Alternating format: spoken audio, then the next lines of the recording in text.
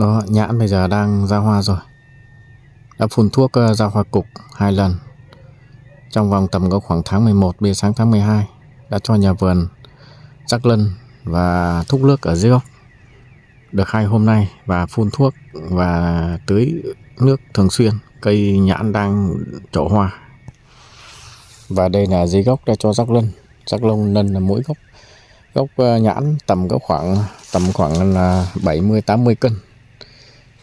Quả thì trong cái nền đất là cho rắc tầm có khoảng từ 2-3 cân lân ở dưới gốc. Và đã thu nước được tầm 15 ngày, hầu hết những đầu bông nhãn đã tươi và đã chuẩn bị là phân hóa, chuẩn bị ra hoa đến nơi rồi. Và đã nhiều cây nhãn đã ra hoa tầm này rồi. Quá tuyệt vời. Từ nhãn sớm cho đến nhãn chính vụ và nhãn muộn đã cho nhà vườn thúc nước và đã tưới phân. Đến của ngày hôm nay đã có hoa, báo hoa và tương đối đẹp. Vâng, em chào tất cả các bác và các bạn đã trở lại video kênh Cam Vải Đồng Ngạn. Vâng, hôm nay em tiếp tục và chia sẻ gửi tới tất cả các bác và các bạn một video của ngày 14 tháng 12 năm 2024 âm lịch. Hôm nay em đi chia sẻ và gửi tới tất cả các bác một video trong cái thời gian để thúc hoa nhãn ra làm sao cho cây nhãn ra hoa đều trong cái thời tiết khô hạn cuối năm 2024 này để đem lại đạt hiệu quả cao. Thì trong cái thời gian và thời điểm này thúc những các loại phân và là phun lại thuốc nào để đem lại các vườn nhãn sau này ra hoa được tốt hơn. Vâng, thì hôm nay em cũng mời tất cả các bác cùng đồng hành video nhé. Em chia sẻ trong video của ngày hôm nay để đem lại chăm sóc cái cây nhãn ra hoa thuận tiện, ra hoa đồng loạt, ra hoa đem lại tỷ lệ sau này ra hoa bông ngắn, nhiều hoa cái và đem lại tỷ lệ đậu quả được sai hơn, và sau này làm mẫu mã được chăm sóc được dễ dàng và đem lại giá trị của cây nhãn và quả nhãn. Vâng, đây các bác ơi, thì trước ống kính em đang quay một nhà vườn. Thì hôm nay em cũng chia sẻ nhà vườn đã bảo là nên để xem kiểm tra để phun chuẩn bị kích hoa các bác nhé. Thì hầu hết là nhà vườn này thì em đã cho thúc nước, mà trước khi là ủ hoa em đã cho phun 2 lần ra hoa ngắn đấy các bác.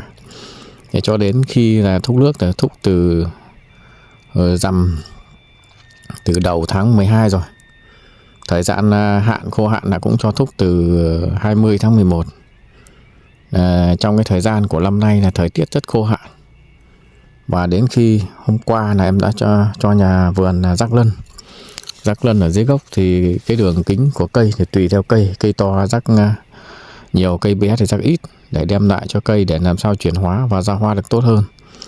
Vâng, thì trong nhà vườn thì đang tới 2 hôm và đây vườn cũng vừa tưới ẩm xong các bác nhé.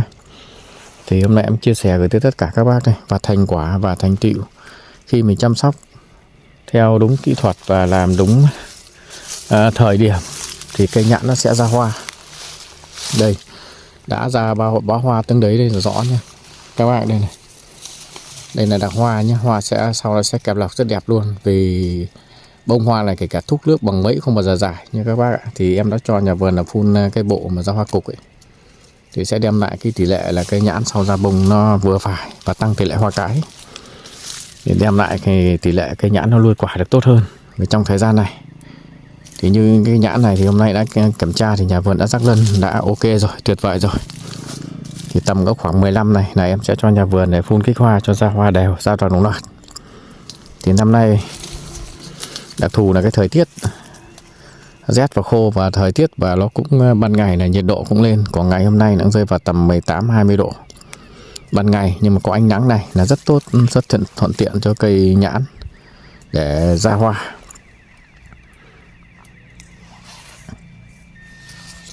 Thì như cái cây nhãn bây giờ ra hoa như thế này, nhưng mà trên vườn mà các bác mà đã có những cái bông hoa mà để thúc hoa, phun hoa thì sẽ là phun về các dòng thuốc sâu và cộng với lấm vào cho em nhé. Cộng lấm là 1, 2 là phun về là 10, 60, 10. Còn không thì các bác phun kẽm vào cộng với vi lượng và bo vào nhé. Đây bông nhãn thì tương đối là da đẹp rồi. Cái này thôi có tầm có khoảng giờ ăn Tết cuối tháng ấy là hầu hết vườn nhãn này sẽ ra đều hết, đều tăm tắp hết. Vì thường thường em vẫn chia sẻ là riêng cây nhãn mà khi đã bắt đầu để thúc cho ra hoa thì mình sẽ giữ ẩm gốc thường xuyên. Giữ ẩm gốc thường xuyên để cho cây vừa nó ra hoa để đem lại tỷ lệ là cây đều, toàn cây, toàn vườn. Cây nào thì cũng ít thì mình sẽ, cây nào mà nó ra ngắn thì mình sẽ thúc nước tương đối nhiều. Còn riêng thuốc thì mình sẽ phun tương đồng như nhau. Thì trong thời gian này nhãn ấy, thì thường thường là mình chỉ phun để kích hoa và dưỡng hoa và làm cho hoa mập. Thì làm dưỡng cho hoa mập thì các bác sẽ phun các sản phẩm như một là kẽm và vi lượng và bo. Thì tới đây em cũng cho nhà vườn là các nhà vườn là phun các loại đấy vào để làm sao cho cái bông nhãn, cây nhãn xanh lá dày và đem lại cái tỷ lệ là cây nhãn này sau này ra bông hoa rất đẹp. Còn như cây nhãn mà bên để úa như này thì em cũng cho nhà vườn là sẽ rắc những cây yếu này các bác nhé. Đây những cây mà nó yếu như thế này để làm sao cho tăng cường để kích thích cái bộ rễ, thì những cây yếu này các bạn em cho nhà vườn cũng bổ sung thêm ở dưới, nó vừa lân rắc tầm đấy, nhưng mà mình sẽ bổ sung thêm cái phần hữu cơ song danh ấy, nó vi sinh ấy, các bác nhé. Vi sinh ấy, thì để nó tái tạo cái bộ rễ cho gốc nó sẽ sinh trưởng và rễ ra, và cây sẽ sinh trưởng rễ. Thì sẽ những cây yếu này thì thường thường nhãn là hay bị bộ rễ mà đã nghẹt rồi hầu hết là không thể nào mà sinh trưởng, mà thường thường cây sẽ vàng úa rồi hỏng, các bác ạ, rụng hết đá rồi hỏng. Để như những cây này là các bác nên rắc lân và vi sinh xuống cho em nhé, để đem là cho cây để cho nó hồi phục cây và phát triển bộ rễ. Xong đó thì mình sẽ phun kích hoa, thì các thành phần sản phẩm ấy, các chế phẩm để phun lên ấy, thường thường đấy, một là vi lượng. Riêng cây trồng thì không thể nào thiếu được vi lượng các bác ạ. Vì trong cái thời gian mà khi mình phun kích hoa này để mình phối kết hợp làm sao cho nó đúng và đủ cho cây để sinh trưởng cái bông hoa và ra hoa được tốt, và sau này luôn bông hoa được tốt hơn, thì thường thường cái trong thời gian này là các bác phun cộng vi lượng cho em là 1, 2 là cộng với kẽm là 2, 3 nữa cộng thêm 1 là 10 60 10 10 60 10 và phun. Còn riêng mà những cái bông mà nó bật đều như này thì các bác chẳng mấy đâu, ấm mấy nữa thì cây đã tương đối ra đều rồi, đẹp rồi. Đây này. Thì hầu hết là thời gian này, thời cây nhãn là các bác nên thúc cho em nhé, cho ra hoa đi.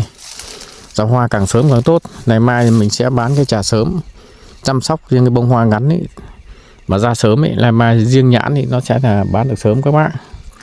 Sợ nhất là cái bông dài thì nó tỷ lệ kể cả sau này các bác chín nó rất muộn. Còn những cái bông nhãn mà sau này nó ra bông ngắn, bông cục ấy, thì đem lại cái tỷ lệ là nuôi quả nhanh lớn và nhanh chín hơn.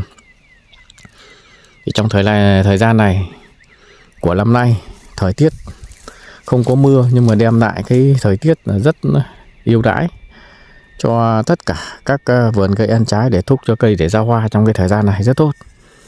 Tuy rằng có 2 hôm nay là thời tiết là rét, nó chỉ rét xuống tầm khoảng 7 đến 8 độ. Ban đêm, ban ngày thì vẫn lên tầm 18, 9, 20 độ các bác. Thì chỉ còn rét đêm hôm qua là tầm 7 độ, nhưng đêm nay chắc là cũng lên rồi, lên tầm khoảng 10 độ ban đêm.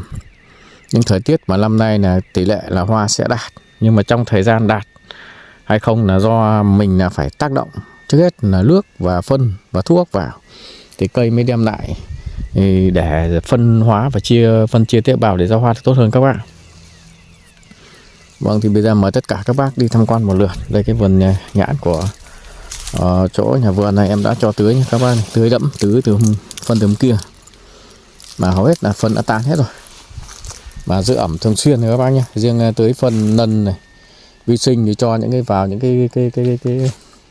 cái gốc mà nó yếu các bạn, thì mình sẽ bổ sung vào đấy để cho cây nó sẽ kích thích bộ rễ cho cây yếu để phát triển, làm sao để sau cho cây để nó sẽ ra rễ và kích thích bộ rễ, ra rễ xong nó sẽ vận chuyển lên để nuôi thân, nuôi lá, nuôi cành. Sau đó những cây yếu ấy, thì là nên bổ sung đặc biệt về cái phân vi sinh. Phân vi sinh vào thì để đem lại cho cây kích thích, và sau ra rễ thì nó ra kéo theo cây lộc như cái cây yếu các bạn. Còn như những cái cây mà lá lộc, lá rung rinh thế này các bác nhé, đây Đây, những cái độc lá rung rinh này hầu hết là các bạn chỉ cần nâng thôi, và phun trên ý. Phun trên thì những cái dòng thuốc ấy, thì em chia sẻ cái dòng thuốc thì nó có đầy đủ rồi.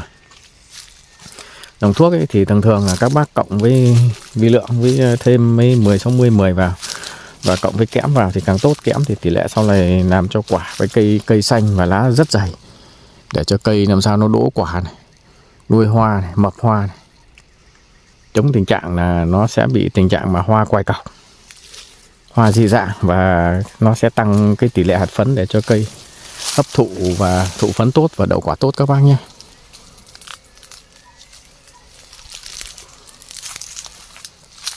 Còn hầu hết nhà vườn này đã cho thúc những cái đầu đã báo rõ hết rồi đây này. Còn những cái nhà vườn mà nhưng mà các bác mà đã phun về cái dòng ra hoa cục của em, hầu hết là riêng sau này nó sẽ kìm hãm sự sinh trưởng, nó sẽ ra cái bông hoa sẽ ngắn hơn, đem lại cái tỷ lệ sau này bông nó đẹp hơn. Và bán cái bông nó cũng giá trị và bán sớm các bác nhé. Đây này, đây là cái cây nhãn sớm các bạn, nhãn ông Kháy đấy. Ông Kháy thường thường như thường mỗi là giãn miền là không đổ được thuốc thôi. Còn nếu mà các dòng nhãn sớm ấy, thường thường là các bác nên làm theo kỹ thuật là mình sẽ đổ thuốc, mình làm sớm ra thì quả nó sẽ, cây nó sẽ ra đồng đều hơn, ít khi mất mùa. Nhưng mà về cái dòng nhãn miền này, thường thường là nếu mà năm nào sai mà gặp thời tiết thuận tiện, thuận lợi ra hoa thì nó sẽ thắng. Còn nếu mà những năm mà năm nay mà ăn sai mà sang năm mà lại gặp thời tiết xấu ấy, để làm ra hoa khó nhất là về cái dòng giống nhãn. Nhưng mà bây giờ làm theo kỹ thuật nó cũng đơn giản các bác nhá. Riêng nếu mà về cái dòng nhãn mà các bác mà chăm sóc như chẳng hạn như cuối năm, như năm nay này, chẳng hạn như các bác sang năm mà các bác tầm tháng 7 tháng 8 các bác thu quả xong, tỉa tót, tỉa đầu, tỉa cành, xong quá trình các bác chăm lọc, chăm cho nó tầm 2 lọc đẹp vào, xong quá trình là nghỉ. Cái lọc cuối cùng ấy là các bác nên rắc lân và kali cho em.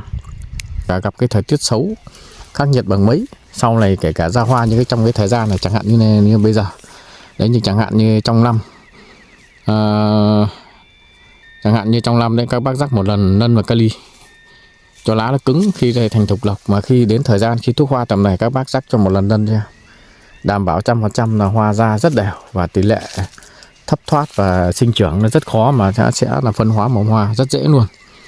Và mình sẽ kết hợp là phun trên những các dòng về ủ hoa để em chia sẻ với các bác nhiều trên kênh rồi, hầu hết là đem lại cái hiệu quả cao. Riêng dòng cái ủ hoa của em phun vào hầu hết nó sẽ làm cho những cái nhánh, cái cành này sau này ra bông ngắn, không bao giờ dài, và sau lại sẽ tỷ lệ nó đậu quả được tốt hơn. Thì trong cái thời gian này, như cái nhà vườn hôm nay là 14, thì mai ngày kia là từ cho các nhà vườn, kể cả là để phun các kích hoa các bác nhé. Kích hoa để làm sao để đem lại cho cái cây nó mới ra hoa được đều được. Còn đa số thì nhiều nhà vườn kể cả thúc nước rất nhiều, suy kiệt nhưng mà không phun và không thuốc và không dưỡng chất vào, hầu hết là nó bật cái mầm hoa rất kém. Và tỷ lệ sau này nuôi hoa nó sẽ bị ảnh hưởng về hoa mà nó không mập là một, hai là không đủ dưỡng chất là hai. Quan trọng cái thời gian này là dưỡng chất là các bác nên bổ sung để cho sau này cho bông hoa và quả nó đỗ được cao hơn, phát triển được tốt hơn. Thì trong cái thời gian này là phun lên là phun các dòng như một là 10 60 10 cộng với vi lượng và cộng với kẽm, phun lần đầu tiên. Còn lần thứ hai là cách nhau 7 ngày thì các bác phun lần thứ hai cho em là phun tiếp tục là cộng với bo, cộng với vi lượng. Và cộng cái thời gian khi đầu tiên này là các bác là phun là các bác cộng sâu, lấm và phân cho em. Thì trong cái thời gian này thì mình sẽ phối kết hợp vào các dòng thuốc, mà mình sẽ phối kết hợp được thì để mình giảm bớt cái công pha trộn. Thì trong cái thời gian này các bác phun sâu này, lấm này, và sẽ các dinh dưỡng là em vừa chia sẻ là sẽ cộng vào để phun. Và lần thứ hai thì các bác nên phun bo. Phun bo thì trong cái thời gian khi bắt đầu nó ra, phun một lần một này ra tầm khoảng 5 phân, là các bác phun lần bo, vi lượng và lấm và sâu lần nữa cho em. Xong là ok các bác. Xong đó cái thời gian khi lúc đấy là bông hoa đẻ nhánh ra hoa rất đều, rất mập. Riêng về kẽm thì em cũng chia sẻ thêm các bác này, riêng kẽm nó cung cấp cho, nó thuộc dạng kẽm sữa các bạn, sẽ cung cấp cho cái cây trồng này, nuôi lá dày, tăng cường sinh trưởng về bông, về hoa, về cành lá, đem lá rất dày và đem lại bông hoa sau này, kể cả hoa cái rất mập, các quả ra đem lại tỷ lệ đậu quả rất cao. Thì kẽm mình chỉ cần phun một lần cho các bác nhé, phun một lần khi bắt đầu đón hoa mình phun một lần là được rồi. Thì sau đó là mình sẽ phun vi lượng thì đem lại rất cần thiết cho cây trồng để nuôi vừa sinh trưởng vừa nuôi hoa dưỡng quả. Trong quá trình khi cây sinh trưởng và ra hoa kết trái các bạn, thì trong cái thời gian này, trong tháng này cũng cuối năm rồi, thì em cũng hôm nay chia sẻ gửi tới tất cả các bác một video, cũng chia sẻ đến đã cho nhà vườn là tưới lân, cũng là gửi tới tất cả các bác video để các bác cũng xem, cũng tham khảo làm sao để làm vườn nhà mình đem lại cái đạt kiểu quả cao cho cái vườn nhãn. Kể cả bông nhãn, cây nhãn ra hoa nhưng mà nó ra hoa sẽ tập trung nó ra hoa bông ngắn, đem lại tỷ lệ sau này đậu quả và ra bông tốt và đẹp hơn. Vâng, thì trong của buổi hôm nay em cũng đi chia sẻ và gửi tới tất cả các bác một video chăm sóc cái cây nhãn trong thời gian khi phân hóa và ra hoa trong cái thời gian cuối năm này, thì cũng như là để bón các loại phân nào và tưới nước và phun các dòng thuốc nào để đem lại hiệu quả cao. Thì hôm nay em chia sẻ gửi tới tất cả các bác và các bạn xem video cũng như để tham khảo, và sau cũng áp dụng theo cái vườn và cái cây nhà mình để đem lại cái cây sau này ra hoa đem lại được tốt hơn. Vâng, thì bây giờ em xin phép dừng video, hẹn tất cả các bác một video tới.